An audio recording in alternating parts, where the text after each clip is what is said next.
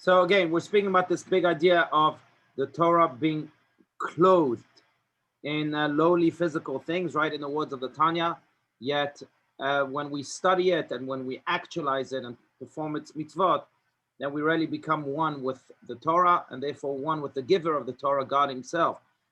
We spoke a little bit last week. I know that's how we ended the class, on how by connecting our soul with God's soul, with really the soul of the Torah, then it makes an impact on this world and more particularly on the body, on our body. And in a way, it elevates the body, purifies it, and makes it holy. But that's the power really of this connection, a connection that does not just stay in the spiritual realm, but a connection that really has this deep effect on the physical realm. And in a way, that's how we can elevate ourselves and elevate our surroundings and truly participate in bettering the world in the most divine way. So that's really the big idea. Let's continue here at the bottom of page 139. Anyone? The divine Oh, go ahead, Chokmah. Jordan. Wait, Rabbi Heidi's waiting. Oh, I don't Is she see in? her. You don't see her? No, I don't see her. As soon as I'll see her, we'll admit her. Okay. Maybe she should try and get off and then come back on. Okay. Okay, let's continue, Margot. Go for it. The divine Chokhmah. Okay. The divine Chokhmah can therefore be envisioned as an extremely abstract, axiomatic formula that embodies within it laws relating to a broad spectrum of systems of all types and forms. Yet this formula is so abstract that no particular system can fully express it. Thus, the Torah descends and is translated into a great variety of languages, including the language of our physical existence. The formula itself is neither altered nor diminished, but acquires a definitive and contracted form so that we can comprehend its meaning in our reality. Right, and in a way, I think that's the greatness of God. You know, there's a great line in the Talmud that says that "Bimkom shata motzeh anvanuto shama ta motzeh gdulato," which means that when you find God's humility, that's where you find His greatness. And opposite is true very often. Also, where you find God's greatness, that's where you find His humility. But God's humility is expressed here in His ability to take a thought, which is divine, God's thoughts themselves, and translate them to our language, to our realm, in a way to contract Himself so intensely so that we can connect to Him. Because if we were left to understand God's thoughts alone without Him being able to really translate them into the words of the Torah, we would never be able to grasp them. In the words of the prophet, "Ki lo machshavotay machshavotechem," my thoughts are not your thoughts. And therefore our thoughts can truly never grasp God's thoughts. But with God's great kindness and His great humility, He contracted these infinite thoughts into the spoken human language, to Torah, and made it accessible to us. There's this great rule among the commentators of the Torah, "Lo dibra Torah ela kilshon bnei adam," that the Torah speaks according to the language of human beings. And in a way, again, that's where you find God's greatness. By humilifying Himself so much, He exposed us to His greatness. Maybe that's why also the more we study Torah, the more we can study it again and again and again. Because the Torah, as we see it, is really a contraction of God's thoughts. But the more we dig the surface, the more we delve into it more and more, the more we realize how infinite it is. You know, it is said of Rabbi Yitzchak Luria, one of the foremost Kabbalists, right, of the 16th century, who was known as the Arizal. And he once had a dream. It lasted about 2 hours. And in that dream, he saw all sorts of thoughts of God, divine thoughts. New channels of divine thoughts were open to him. When he awoke, he told his students that if I were to try and explain it to you now, word by word, it would take me about 80 years. Yeah. Now, why? Because it's true. I mean, in the world, even in the world of intellect, the thought itself is so much greater than the word. The word itself is what condenses the thought and enables us to bridge the thought with someone else. But if we were to just think, then mind can grasp so much more than what words can grasp. Especially when we dream, when we're in a state of dream, like Ariza al-Year, then we can see so much more. It could take us much longer to explain the dream than the dream itself. We know the dreams, what lasts about 8 seconds scientifically. So what we see in 8 seconds will take us maybe 10 minutes to explain. But that's again, because the spoken word is a type of contraction. And this is what God does. He takes his infinite thoughts and contracts them to the point that we are able to access them and to relate to them, and to even understand them somewhat. That is where God's greatness is found. And in a way, that's really the treasure that the Torah is. I don't think there's a book like that in any other sphere of this world. A book that is the condensation of God's mind. And it's God's great kindness that presents it to us so that we can connect to him. Each time we study Torah, really, we're becoming one with God in that level. Anyway, that's the big idea here. So first, a quick comment. A picture paints 1,000 words, and I think that's what you just said. Right, very good. Right. The last sentence of this paragraph, it says the formula itself is neither altered nor diminished. Number one, what is the formula? We'll keep on going though, but acquires a definitive and contracted form so that we can comprehend its meaning in reality. What is a definitive and a contracted form? And is that what you have just been saying? Right, so that's a good question. So here he gives the example of an abstract axiomatic formula, right? So sticking with his analogy, Rabbi Shtau says that the formula itself, when conveyed with words, is not compromised. If it was compromised, it would change the meaning of the formula. It would change the formula altogether. But rather, it's contracted, it's condensed into words so that others can relate to it. It's almost like, you know, so with children, sometimes they can't understand an intellectual concept that is high and complex. So what do? You contract it to their language, and you say to them, you know, don't play with fire. They can relate to fire and they can relate to playing. So we say with them, don't play with fire, when we actually are really referring to don't play with danger in general. But it's not compromising the idea of danger and the idea that one cannot put himself in a dangerous spot, but we're just using their words to convey that message. So that's the formula that's not being altered or diminished. So another question that I ask, as an individual is getting this data, each individual, the part of that formula is the individual, and the individual themselves can see a different picture, not wrong, not right, but a different picture based upon who they are. That's a question.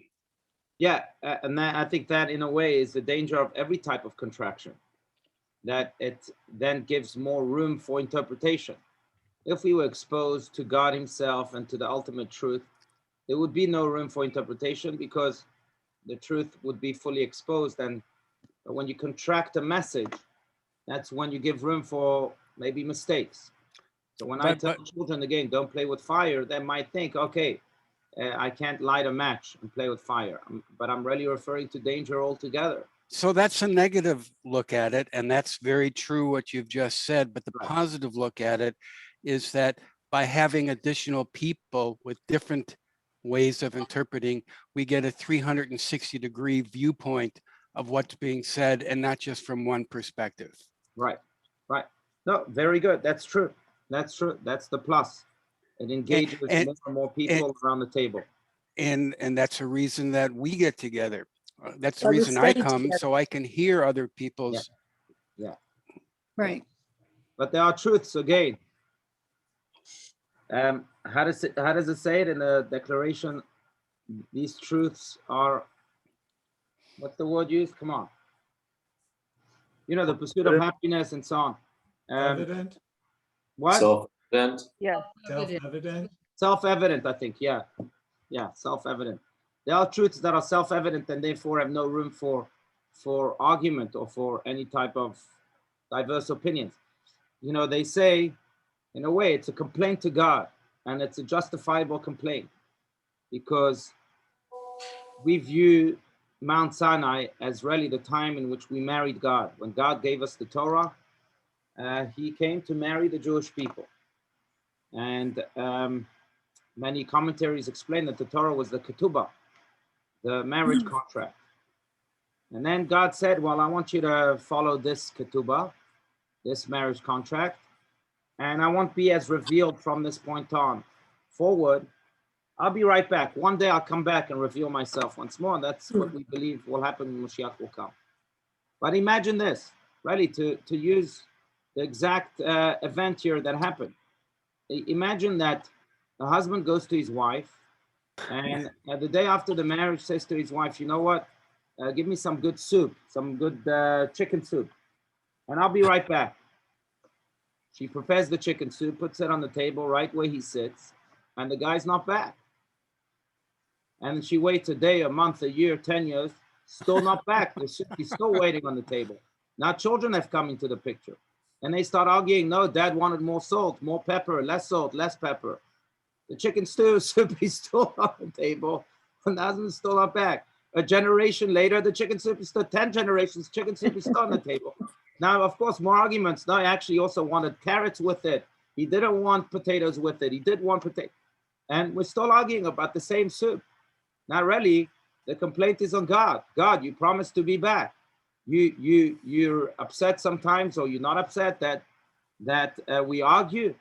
Well, it's your fault. Come back and tell us how the chicken soup should look like. You should even be happy that we didn't forget you, that we didn't abolish you from this house, that we didn't take your chicken soup away. But that's exactly what happened. God gave us the Torah. He said, I'll be right back. Now, he's always here with us, of course, but I'll be right back in the most revealed way. And he hasn't been back in the most revealed way. And we've been arguing about his Torah, about his chicken soup. Maybe we're just not looking. Sorry? Maybe we're looking for something not expected, but it is there. It's always been there. We just have to reveal it. Right. No, that's right. I mean, I'm sure he's behind the door watching every step and you know, maybe even managing every step of us. So the analogy is not the best analogy, but the idea is, again, that the arguments that have been created, whether legitimate ones, like Talmudic ones, of course, which are more than legitimate, holy arguments. Elu ve'elu divrei Elokim chaim, the Talmud says, that both are words of God, both sides of an argument are words of God. But the less legitimate ones, we ought not to be blamed for those arguments that may sometimes create division. It's God that ought to be blamed more than anything else, because he said he'll be back, and he's still not back fully, the most revealed way. So is it not all part of the same formula? Don't we need both sides? Never mind. Keep on going. I'm sorry. No. Why not, Ronnie? Go for it. No. Go. Fine. Okay. All right. Any other comments, ideas here before we continue on page 140? No. Okay. Let's continue a little bit more. Well, maybe a little. One question. Yes. At the beginning of the paragraph, it says the divine hukmah can therefore be envisioned as an extremely abstract, axiomatic formula that embodies within its laws relating to a broad spectrum of system. That whole sentence just seems convoluted to me, but there's so much in it. Right. So he definitely relates to the Torah as being an axiomatic formula that was then in a way condensed into a human language. But that axiomatic formula, more than just a formula, it's also embodies within it laws relating to a broad spectrum of systems of all types and forms. Or in other words, it has really it's a GPS for life. And just like a GPS has many different types and forms and different systems, so too here, this Torah has many systems. But at the end of the day, it comes to create rules and regulations, and in a way, direction for all of us to be able to live meaningfully. By the way, speaking of Rabbi Steinsaltz's commentary here, there's a great documentary that was made in 2012, I believe, by PBS about Rabbi Steinsaltz. And they interview him. It's a short doc. I think it's about a 10-minute documentary. And I don't know if you've ever watched it. But there, they ask him, what is this Torah all about? And he refers to it almost like he's referring to it now as a GPS for life. It tells us, here go, here don't go. Here make a right, here make a left. And if we can follow the Torah, then we can live also a meaningful life, much more purposeful life. Anyway, that's been the idea of Rabbi Steinsaltz for a long time, and again, expressed in many different areas, but including here, opening the Tanya. GPS is God's personal service. Oh, I like that. That's very good. That's a good That's one. what we always say. Nice. I like it. Very good. Very good. Good. Good. Okay, let's continue. 140. It is by way of illustration, now in the words of the Tanya itself. Anyone? It is by way of illustration, like embracing the king. There is no difference in regard to the degree of closeness and the attachment to the king, whether one embraces the king as the latter, is wearing one robe or several robes, so long as the royal person is inside them. Right. Continue a little more. One who studies Torah is like one who embraces a king. In the number of garments that the king is wearing, in a way where relevant to the degree of intimacy and love that the embrace represents. Obviously not. What is significant is he is embracing the king. When a person envelops the Torah in his mind, he is in effect embracing God, whose will and wisdom and implicit within it. True, the Torah is draped in many garments, is abstract essence garbed in alien models and euphorisms, but the clothes are only clothes, and the king himself is inside. Is inside them, right. So it doesn't matter whether you hug someone in the summer or whether you hug someone in the winter. In the winter, I mean, in the Arizona winter, maybe less, but in the East Coast winter, if a person is wearing 7 layers, the hug is still the same hug. The wintry hug or the summer hug is the same hug. Same with God. He might be clothing himself in many layers for us to be able to even access him and hug him.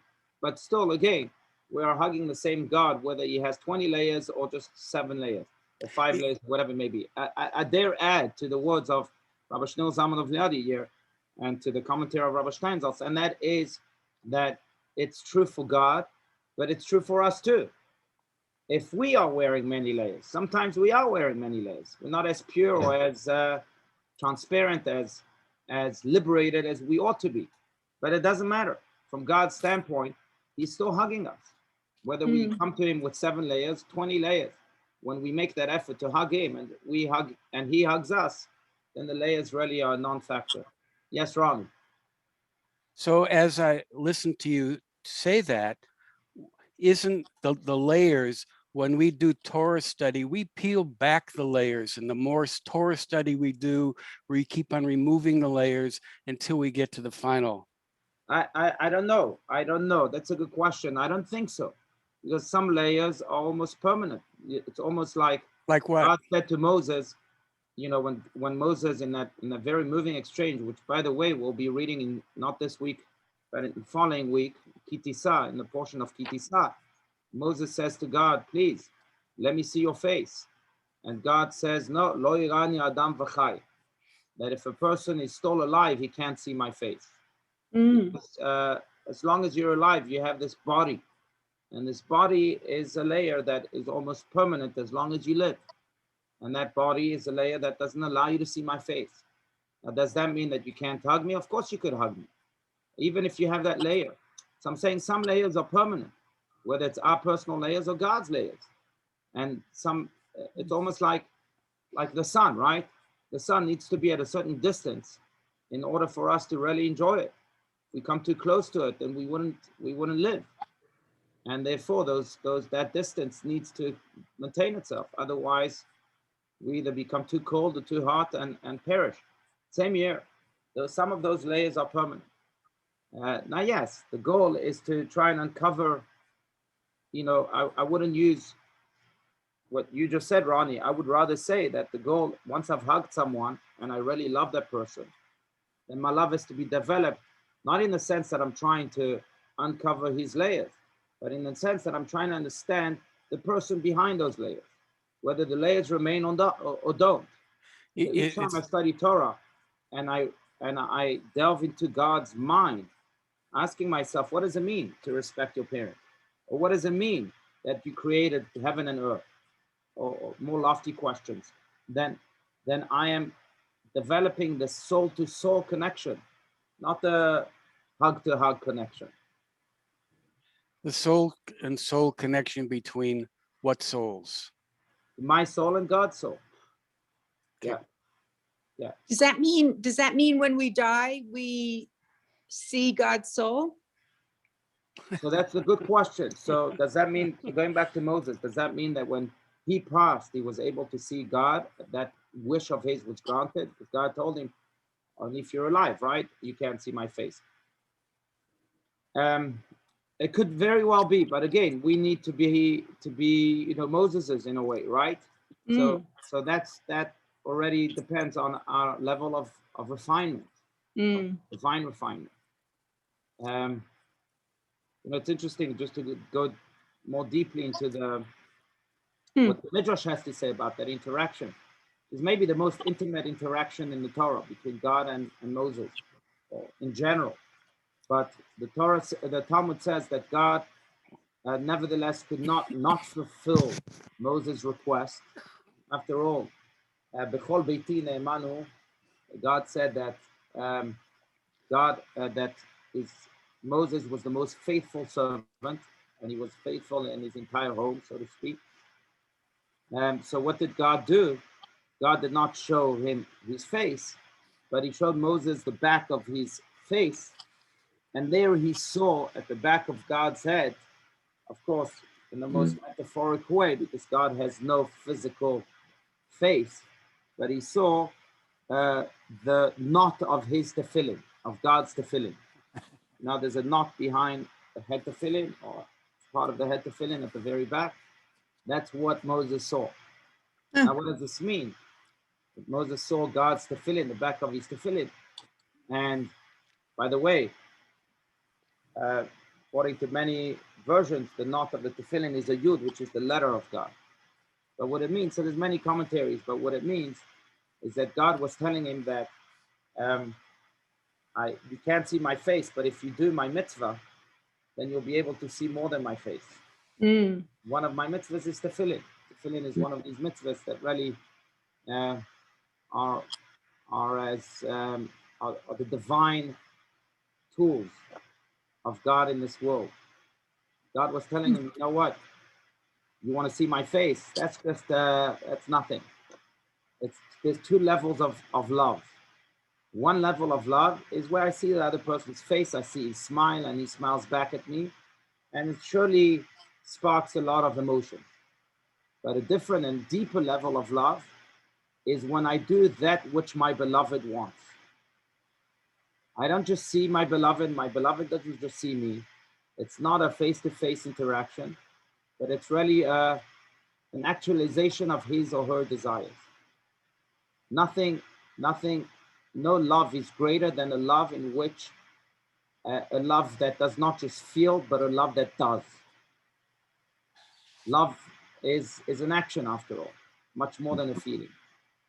And when I do that which my beloved wants, then I love in the deepest way. God was telling Moses, you want to see my face? It's a great thing. Fine, we can have that emotional relationship.